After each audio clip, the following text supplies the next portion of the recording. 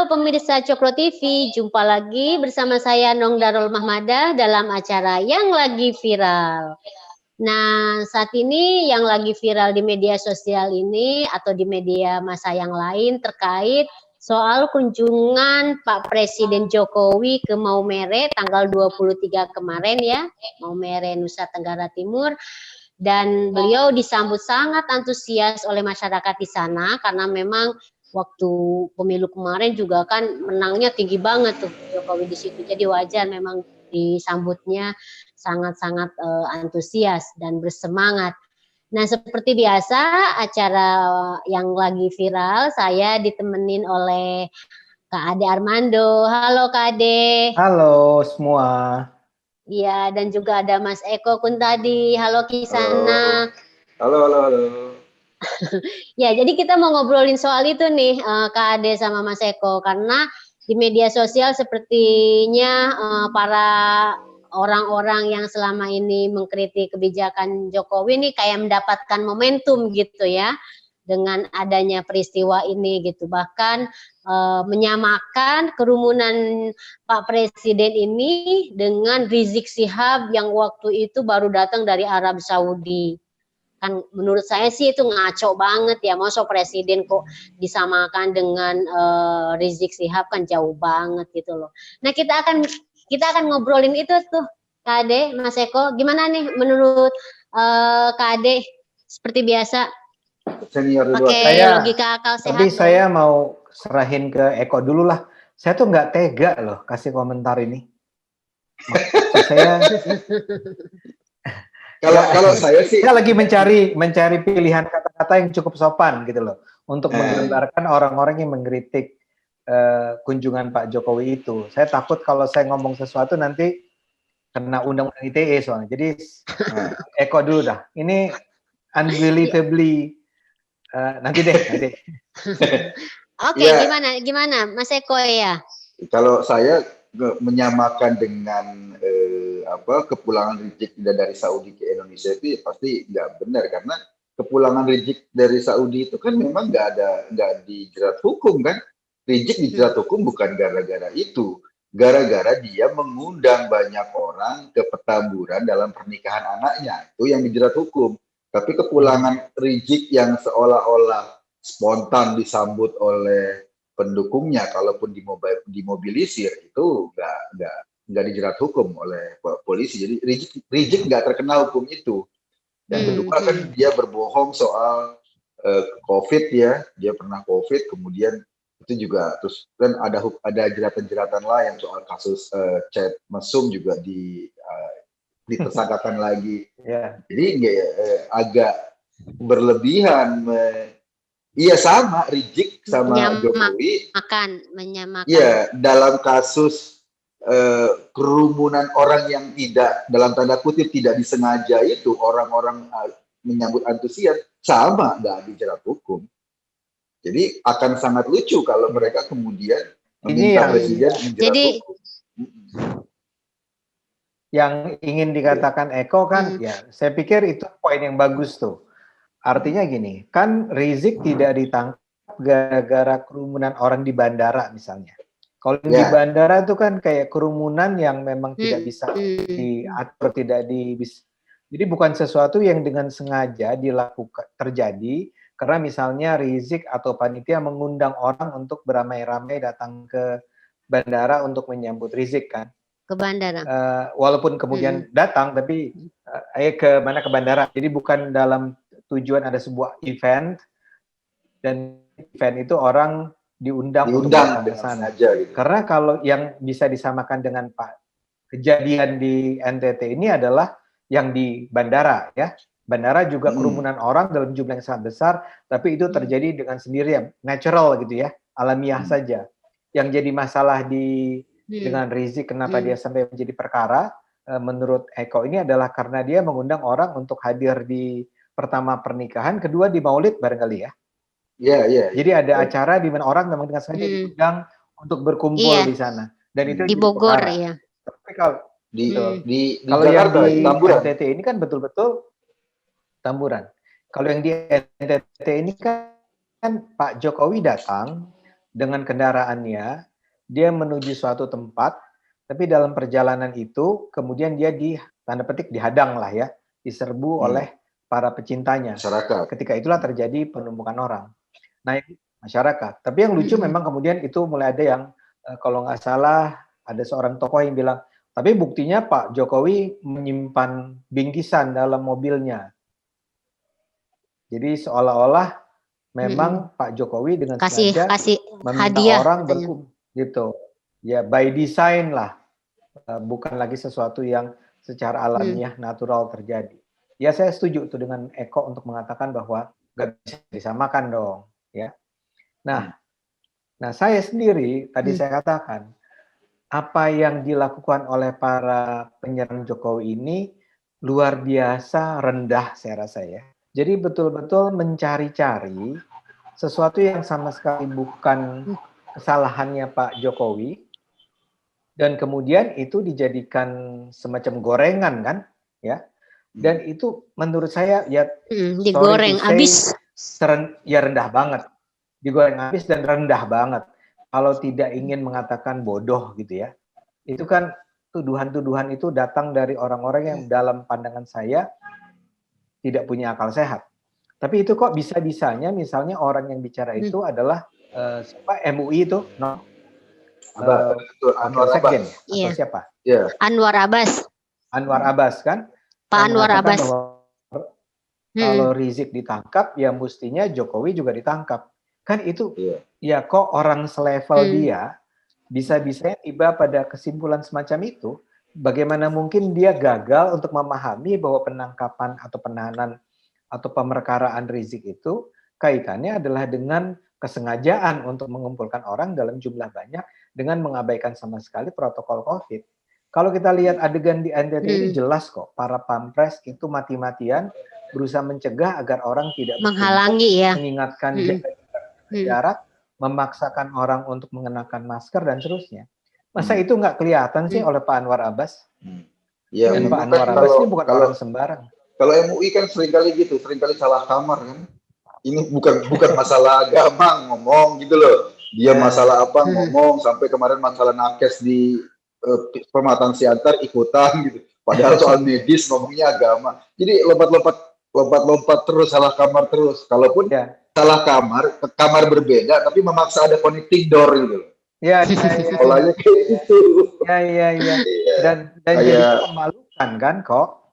Iya. Kan menurut saya itu kayak pertunjukan di depan publik gitu ya. Dan masa sih masyarakat tidak bisa menilai dengan cukup rasional bahwa ini statement-statement orang-orang ini kok berlebihan, lebay, mengarang, dan terkesan bodoh ya. Dan itu bukan cuma Pak Abbas ya. Ada beberapa contoh lainnya kan, Nong? Iya. Siapa lagi ya? Tapi gini, sebelum kita mendaftar siapa aja yang berkomentar atau berespon ya, ini juga mungkin harus diingatkan juga ya bahwa selain soal antusiasme masyarakat yang menyambut presidennya, juga kalau nggak salah Maumere itu termasuk zona hijau ya. Karena di situ yang sekolah juga masih berlangsung tatap muka gitu. Jadi nggak seperti yang zona merah kayak Jakarta atau wilayah zona merah yang lain yang misalnya sekolah aja kan di rumah semua terjadi WFA. Jadi kalau di Maumere itu termasuk zona hijau. Terlepas dari ini ya, terlepas dari tadi dibilang oleh Kak Ade dan Mas Eko ya. Jadi mungkin itu juga perlu diingatkan ke pemirsa Cokro TV gitu ya. Jadi Maumere itu masih hijau ya? Hijau, termasuk zona hijau tuh Kak Ade. Tadi saya cek juga. Gitu. Mungkin juga itu kenapa Pak Jokowi kemudian mau menerima antusiasme masyarakat terhadap dirinya ya. Karena saya yakin sekali, kalau saya pribadi ya merasa yakin bahwa kalau misalnya itu termasuk zona merah atau kuning gitu, saya kira Pak Jokowi akan memerintahkan pas pampresnya atau semua stafnya itu untuk meminta masyarakat tuh nggak keluar gitu loh. Seperti kunjungan beliau di tempat lain kan kelihatan kan, kita bisa bandingin gitu loh. Iya. Bener nggak? Kemarin di Pacitan kan nggak seheboh itu kan? Seheboh itu kan? Iya. Paling yang heboh kan cuma di media sosial, terutama yang agak tersinggung karena nggak dijawab suratnya kan, tapi masyarakat nggak heboh. Ya, ya kalau udah mau begini, kalau udah begini kan kita mulai bisa juga cari-cari ya. Apakah kalau ada setiap pejabat yang dikelilingi oleh orang-orang yang barangkali karena antusias atau taruhlah karena memang tertarik bahwa pejabat pemukanya ada di sana itu berkumpul, itu juga harus dipersoalkan. Ya paling gampang adalah kalau kita mau main politik-politikan kan, ya ketika misalnya Baswedan turun memantau banjir dan orang-orang berkumpul di sekelilingnya, apakah itu jadi masalah? Saya yakin jawabannya adalah bukan, nggak masalah dong. Kalau itu dilakukan dengan protokol yang sebisa mungkin melindungi masyarakat ya, dan apa namanya, ada nggak sih langkah-langkah yang dilakukan untuk mencegah jangan sampai penyebaran itu berlangsung dengan mudah kan gitu? Ada nggak dalam kasus yang Rizik yang tadi kita bicarakan, jelas-jelas memang panitianya mengundang, suruh berkumpul, dan ketika dia berorasi, nggak pakai masker, dan semua orang berteriak-teriak di sekitarnya. Konteksnya kan beda banget gitu loh. Kok bisa-bisanya disamakan? It doesn't make sense kalau menurut saya. Mereka sebetulnya mau membanding-bandingkan Pak Jokowi sama Rizik kan, biar kemudian ini kok yang satu diperlakukan begini, padahal kan perlakuannya sama. Ketika Rizik di bandara tidak ada masalah hukum, ketika Pak Jokowi di Maumere juga sebetulnya nggak ada masalah hukum karena sama seperti kasus Rizik di bandara. Nah, tapi kan problemnya kita kurang tega menyamakan Rizik sama Pak Jokowi. Bukan kurang tega, ya nggak bener aja gitu loh. Bukan soal tega dan nggak tega lah. Boya tahu diri gitu loh. Kok bisa mau menyamakan seorang presiden dengan seorang Rizik? Ya kalau saya akan mengatakan kita berempati lah. Kan bagi kalangan itu emang imam besar umat Islam Indonesia. Jadi imam besar tuh bahkan di atas presiden, Nong. Jadi kalau buat saya, kalau buat mereka, kalau saya kalau saya sampai sekarang masih ada mempertanyakan itu imam besar yang besar apanya itu. Sampai sekarang itu misteri yang tidak bisa dijawab ya. Tapi menarik juga nih Kak Ade, Mas Eko. Ini saya baca Haikal Hasan men-tweet bahwa ini agak aneh ini karena malah justru kalau Haikal Hasan itu setuju, maksudnya ketika rame-rame menyerang Jokowi, dia bilang oh itu bukan kerumunan. Jadi itu dia bilang spontanitas masyarakat. Jadi akal sehatnya itu dipakai nih Kak Ade, si Haikal Hasan ini. Kenapa ya? Aneh juga ya. Enggak, Haikal Hasan pernah ketemu saya, Nong, dan sangat baik kalau sedang bertemu ya. Beliau berusaha atau dia berusaha menjelaskan sebetulnya begini duduk perkaranya, bla bla bla. Dia bukan orang bodoh, sama sekali bukan orang bodoh. Jadi barangkali ya kali ini akal sehatnya digunakan karena pada dasarnya emang dia sebetulnya bukan orang bodoh, ya. Nah, kenapa sekarang dia menggunakan akal sehat kadang-kadang tidak kan kita nggak tahu juga kenapa. Tapi barangkali itu tadi kita membandingkan antara Pak Jokowi sama Rizik. Sekarang Pak Haikal Hasan sama Bang Ade. Bang Ade itu akal sehatnya terus-terusan. Kalau Haikal Hasan akal sehatnya kalau kepepet. Nah, maksud saya kita tiba pada sebuah dugaan yang disebut. Kenapa kadang-kadang orang yang seharusnya pintar terus nampak kehilangan akal sehat. Pak Anwar Abbas ya. Dia pasti pinter lah, dan dia pasti pengetahuan agamanya juga mendalam, baik. Orangnya juga kan nampak bijaksana dan dari Muhammadiyah dan seterusnya. Tapi kan ini kadang-kadang begini nih. Ini sama juga dengan Mardhani Alisera kan. Mardhani juga ngomong kan, komentar. Kalau kita lagi ketemu dan ngobrol serius, Mardhani itu pinter, ya. Nah, cuman masalahnya gini. Saya sih kembali pada sebuah asumsi ya. Ini masalahnya ketika semua hal dipolitisasi dan frame itu dibangun dalam rangka untuk mencapai tujuan politik tertentu. Jadi frame-nya ada peristiwa, ada bagaimana peristiwa itu disampaikan dalam cerita, dalam narasi, dalam berita, dalam komentar kan. Itu kan ada jarak antara peristiwa sesungguhnya dengan apa yang sampai ke telinga kita, ke mata kita kan. Nah, orang-orang yang membawa pesan cerita ini yang kemudian barangkali memang tujuan utamanya adalah ingin atau bukan barangkali kali Nong, kita jujur aja lah, itu pasti, Jujur aja.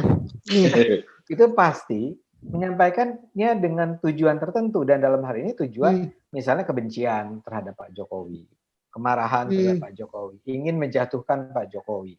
Jadi dia tahu persis bahwa ini sebenarnya dua hal yang tidak perlu disamakan, dan dalam hal ini keluarlah Haikal Hasan kan dengan bilang bahwa itu kan beda gitu kan.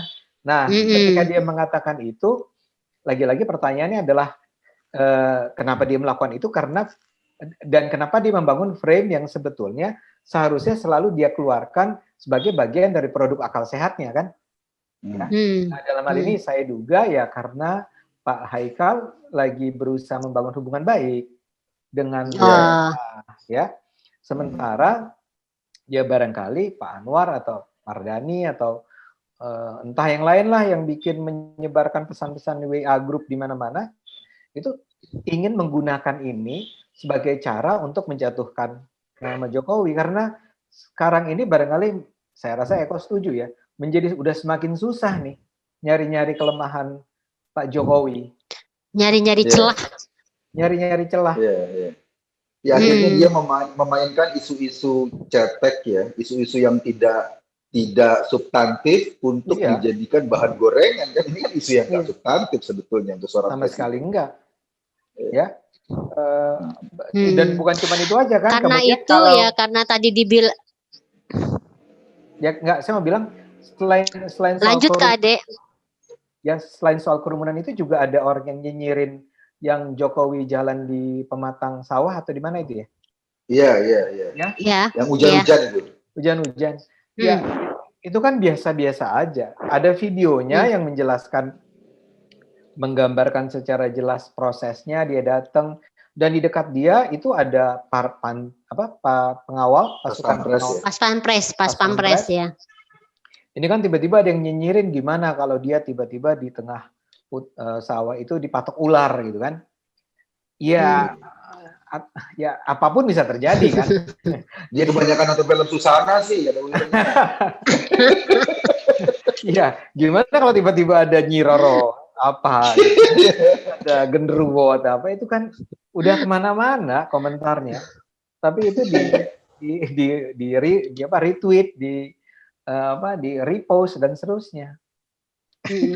Nah mungkin karena peristiwanya itu tadi seperti disampaikan oleh Mas Eko dan Bang Ade, laporan-laporan terhadap polisi tentang kasus Pak Jokowi yang menyamakan dengan Rizik itu kan kemudian ditolak kan Kade. Ada dua laporan kalau nggak salah gitu kan ke Bareskrim dilaporkan gitu bahwa Pak Jokowi melanggar undang-undang kan semuanya ditolak gitu karena ya gitu kan make sense nggak masuk secara logika akal sehat gitu memang gitu. Sebetulnya memang laporan itu tujuannya bukan buat gerakan hukum secara serius, enggak. Sebetulnya tujuannya dia tahu pasti ditolak. Setelah itu dia akan memainkan isu bahwa ada ketidakadilan hukum. Itu tujuannya, dan itu akan digoreng lagi sedemikian rupa perbedaan antara Pak Jokowi dengan Rizik. Ya, padahal memang berbeda jauh gitu loh. Mereka saja yang mau nyama-nyamain kan. Jadi sebetulnya konstruksinya adalah mereka tahu laporannya pasti ditolak. Nah, penolakan itulah yang akan digoreng lagi gitu. Nanti dia akan bilang, buat kayak apa namanya? Iya, buat konten-konten selanjutnya lah istilahnya kan. Iya. Bahwa rezim ini anti-Islam. Iya, rezim ini tidak adil, rezim penindas gitu loh. Kalau Rizik aja salah ditangkap gitu kan, itu selalu begitu-begitu pasti. Jadi mengingatkan kita tuh kok ya. Itu kok Denny Siregar, Ade Armando, Eko Kuntadi, Abu Janda kok dibiarkan gitu kan. Sementara Rizik Sihab ditahan. Ya beda kan. Kita kan orang baik ya kok ya. Kita orang baik kok ditahan. Jadi penahan kita gak tega melihat wajahnya, ini perlu dikasihanin gimana mau polisi kalau ngeliat kita datang lagi ke kantor polisi dia bilang apa lagi sih? Ini kenapa sih kalian dilaporin mulu gitu kan? Udah ada di database. Kembali ke soal kerumunan ini nih. Jadi pemirsa Cokro TV jangan sampai terbawa arus isu yang nggak masuk akal, nggak masuk ke logika akal sehat. Jadi terus kita lemesin aja bro ya, seperti anjuran Kisanak ya, bahwa memang ada orang-orang yang katakanlah selalu mencari celah. Meskipun itu nggak masuk akal ya, seperti dalam kasus kunjungan Pak Presiden ke Maumere ini kan, jelas-jelas bahwa itu pertama zonanya zona hijau, yang kedua Pak Jokowi juga masih pakai masker, artinya beliau sangat-sangat ketat terhadap protokoler kesehatan. Yang ketiga, beliau juga kan nggak mungkin menahan antusiasme masyarakat gitu kan. Meskipun kita lihat di TV gitu, di video yang sampai ke kita, Pas Pampres dan stafnya itu kan udah sangat-sangat berusaha ya menghadang para warga, tapi ya apa boleh buat gitu. Dan kita juga bisa mungkin bandingkan kunjungan Pak Jokowi di tempat-tempat lain gitu, yang kalau misalnya dianggap zona merah kan nggak ada sama sekali kerumunan, sama sekali sepi gitu kan. Jadi masuk akal lah. Jadi berpikirlah terhadap peristiwa itu, jangan langsung terima dengan peristiwa-peristiwa yang kita mau diadu domba gitu ya, Kak Ade sama Mas Eko ya, gitu di opini publik ini. Saya pernah memang gimana ada closing mengunjungi Kabupaten Sika. Itu kabupaten itu nggak terlalu ramai suasananya. Jalan utama itu sepi banget gitu loh selama 4 hari. Dan yang paling menarik ada kebiasaan kalau ada satu keluarga atau yang menikah, itu orang-orang yang nggak diundang tuh datang numpang nongkrong. Saking memang nggak ada suasananya ya. Nah, ketika mereka datang mendengar Pak Jokowi datang, saya membayangkan itu masyarakat dari gunung, dari mana-mana dari gunung pada turun ya. Turun untuk ekspresikan perasaannya, ini loh pimpinannya gitu loh. Karena memang kabupatennya itu ya ada jalan siapa, tapi memang banyak juga masyarakat yang masih tinggal di jauh dari jalan-jalan gitu ya, pasti mereka turun. Jadi ekspresinya menurut saya masih wajar ya, dan apalagi ini zona hijau gitu.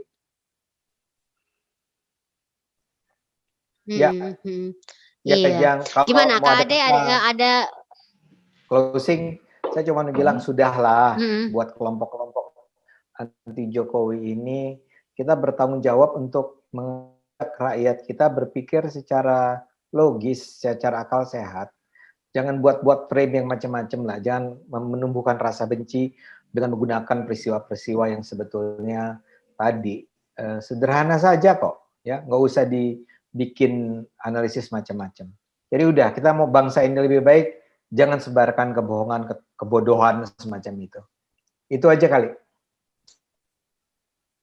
Iya, oke. Jadi kita akhiri aja yang lagi viral ini, dan kita akan ketemu lagi untuk ngomongin tema-tema yang lagi rame di media massa, di media sosial. Setiap saat kita akan terus hadir untuk Anda pemirsa Cokro TV. Salam. Terima kasih. Dadah. Makasih Kak Ade. Makasih Mas Eko. Thank you. Bye. Thank you penonton.